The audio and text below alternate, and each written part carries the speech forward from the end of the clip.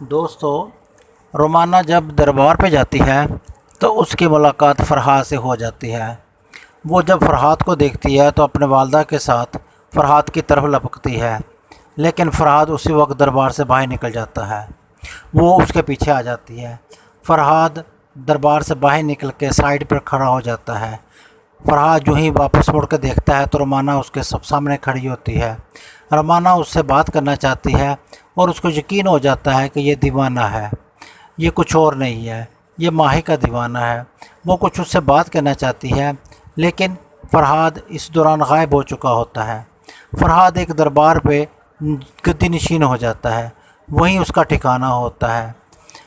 دوسری طرف رومانہ سکندر کے گھر آ جاتی ہے۔ سکندر پوچھتا رومانہ خیریت ہے، ہمارے گھر آئے ہو؟ تو کہتی میں افسوس کرنے آئی ہوں۔ ماہی کی زندگی تباہ ہو چکی ہوتی ہے، اسے سمجھ نہیں آتی میں کیا کروں، کس کے پاس جاؤں اور کس کو کیا کہوں۔ وہ فرحاد کے غم میں مبتلا ہے۔ تیمور ویسے چلا گیا، اب وہ کس کے لیے جیے؟ اسی دوران ماہی اپنی ساس تیمور کی ماں کو ماں کہتی ہے، تو تیمور کی ماں کہتی ہے کہ مجھے آئندہ اس نام سے مت پکارنا۔ ماہی پوچھتی ہے تو پھر مجھے بتائیں میں کس نام سے پکاروں؟ تو تیمور کی ماں اس کا جواب نہیں دیتی، وہ کہتی بس تم میری بیٹی نہیں ہو، میں تمہاری ماں نہیں ہوں، مجھے اس نام سے مت پکارو۔ رومانہ کو یہ یقین ہوتا ہے کہ فرحاد ایک دیوانہ ہے۔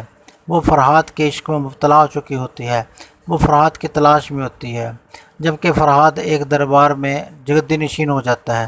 اس کا ٹھکانہ ملتان کے اس دربار میں ہوتا ہے جہاں ایک پہلے بابا موجود ہے، جس کو پتہ ہے کہ فرحاد نے ایک دن میرے پاس ہی آنا ہے۔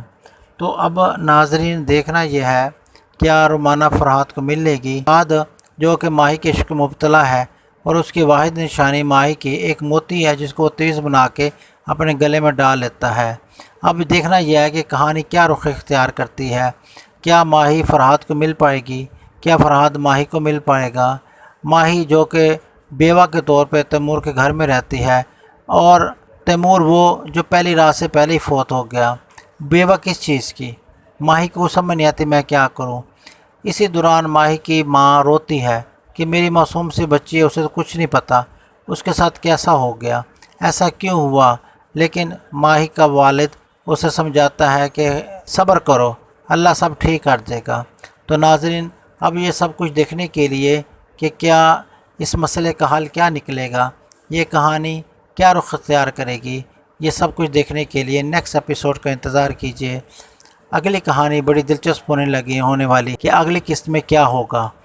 نیکسٹ ریویو کے لیے دیکھتے رہیں چینل اختر انفارمیشن۔